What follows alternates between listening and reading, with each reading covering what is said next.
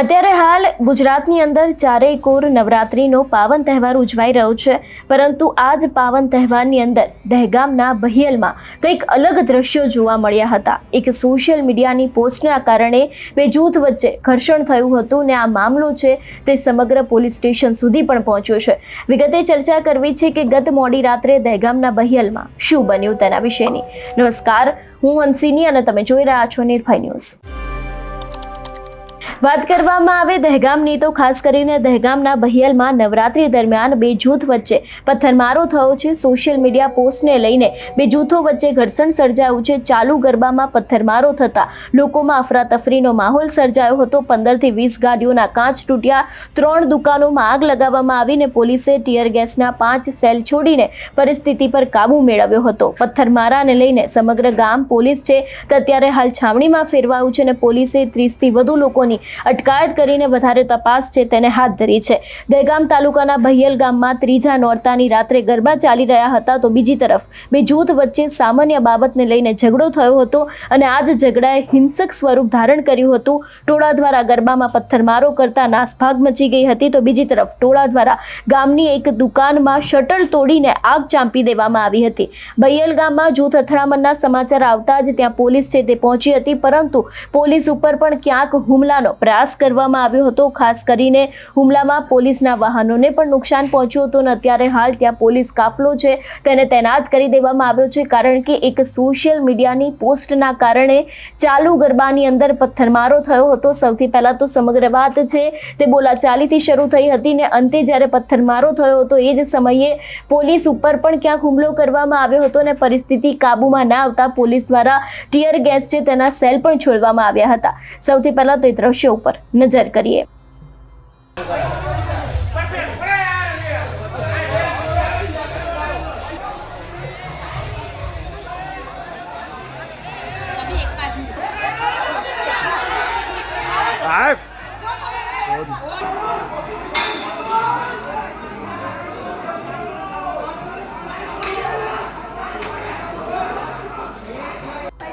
दस गाड़ियों टूटी, 10 हमारी गाड़ी पर रखा था। हाँ भाई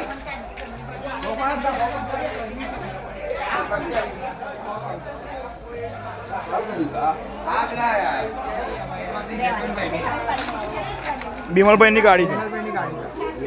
બીજેન ની ગાડી તો કાઢી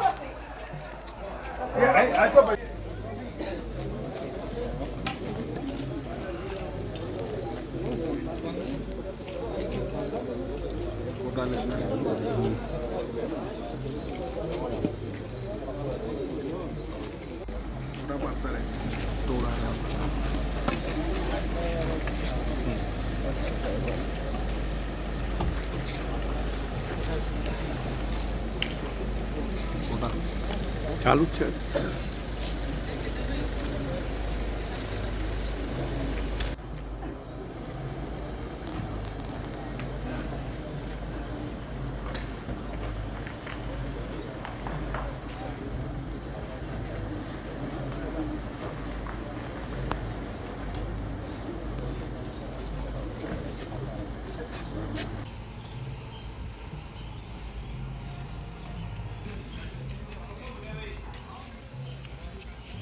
પથ્થરો બાકી મૂકવાના નહીં તો તેમાં કેટલો ડ્રાઈવર ચાલો ખબર કઈ તને ખબર છે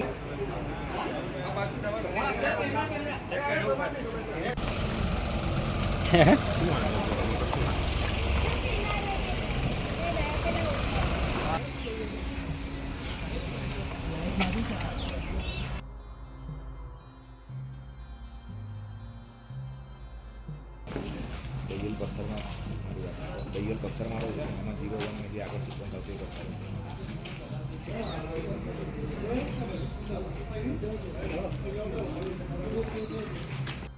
દુકાનો અને લોકોને નુકસાન, કેટલાક લોકો ઘાયલ પણ થયા અને હવે આ ગામની અંદર ખાસ કરીને જો વાત કરવામાં આવે રીટેક ખાસ કરીને જો વાત કરવામાં આવે અત્યારના સમયની તો અત્યારે હાલ પણ એ વિસ્તારની અંદર પોલીસનો કાફલો તૈનાત રાખવામાં આવ્યો છે, કારણ કે ગઈકાલે મોડી રાત્રે જે ચાલુ ગરબાની અંદર સમગ્ર ઘર્ષણ થયું હતું એ બાદ પોલીસ ઉપર પણ ક્યાંક હુમલો કરવામાં આવ્યો હતો.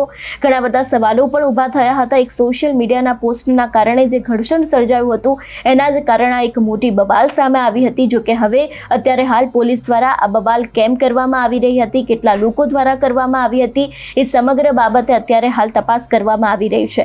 તમારું શું માનવું છે આ વિષયને લઈને અમને કમેન્ટ કરીને ચોક્કસથી જણાવજો. તેની સાથે અમારી ચેનલ નિર્ભય ન્યૂઝને લાઇક, શેર અને સબસ્ક્રાઇબ કરવાનું ભૂલશો નહીં. નમસ્કાર.